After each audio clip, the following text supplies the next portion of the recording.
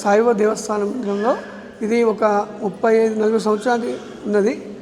ఈ అనుకున్న పని ఇక బాబాలో చాలా మహత్యం ఉంటుంది. అనుకున్న పని తొందరగా నెరవేరుతుంటుంది. అనుకున్నప్పుడు ఒక వచ్చే భక్తులు మనసులో కోరిక అనుకుంటే అది తొందరగా నెరవేరుతుంటుంది. ఇది ప్రతి వారం అన్నదాన కార్యక్రమం ఉంటుంది.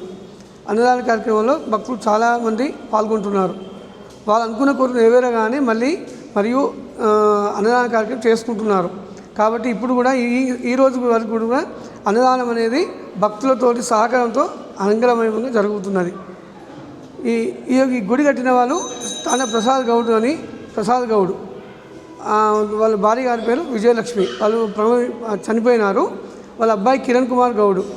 వాళ్ళు కూడా ఈ గుడికి చాలా మొదటి పునాది వాళ్ళే. ఆ రోజు నుండి ఇప్పటి వరకు కూడా ఈ గుడి డెవలప్మెంట్లో ఆ కుటుంబ సభ్యులంతా అంగరంగ వైభవంగా చేస్తున్నారు. ప్రతి ఒక్క పండుగకు ఇక్కడ చాలా అంగరంగ వైభవంగా జరుగుతున్నది. భక్తులు కూడా అధిక సంఖ్యలో పాల్గొంటున్నారు. అనుకున్న పని నెరవేరగానే వాళ్ళు అన్నదాన కార్యక్రమంలో చేసుకుంటున్నారు. శ్రీ సద్గురు సాయినాథ్ మహారాజ్కి జై.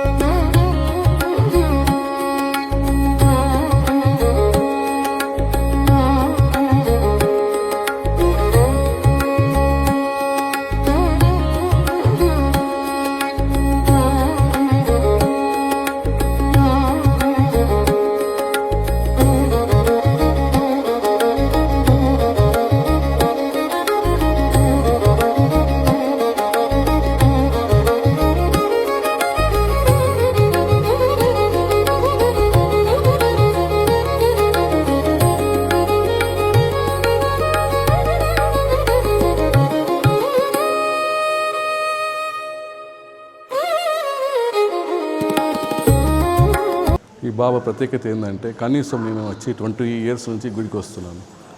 అప్పుడు ప్రస్తుతం ఇక్కడ అన్నదానం అంటే తెలియదు. ఇక్కడ ఇప్పుడు ఈ పబ్లిక్ చాలా తక్కువ ఉండే అప్పుడు.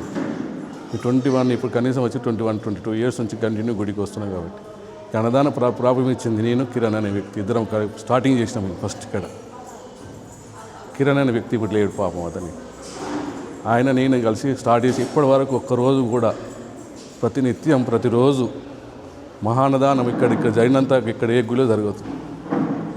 బాబా పవర్, బాబా ఆజ్ఞ, బాబా మా కృప వలన ఇప్పటి వరకు మేము ఈ గుడిలో ఇంతవరకు ఈ రోజు వరకు ఒక్క వారం అన్న గ్యాప్ ఉంటుంది.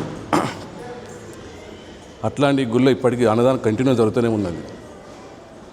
వాళ్ళు అన్నదానం ఇద్దామంటే కూడా ఒక రోజు వారం 10 రోజుల ముందే బుక్ చేసుకోవాలి. ఇక్కడ అట్లాంటి పబ్లిక్ వస్తారు. రోజు 5-6 వారం 600-500 మంది పబ్లిక్ వచ్చి అన్నదానం స్వీకరించిపోతారు.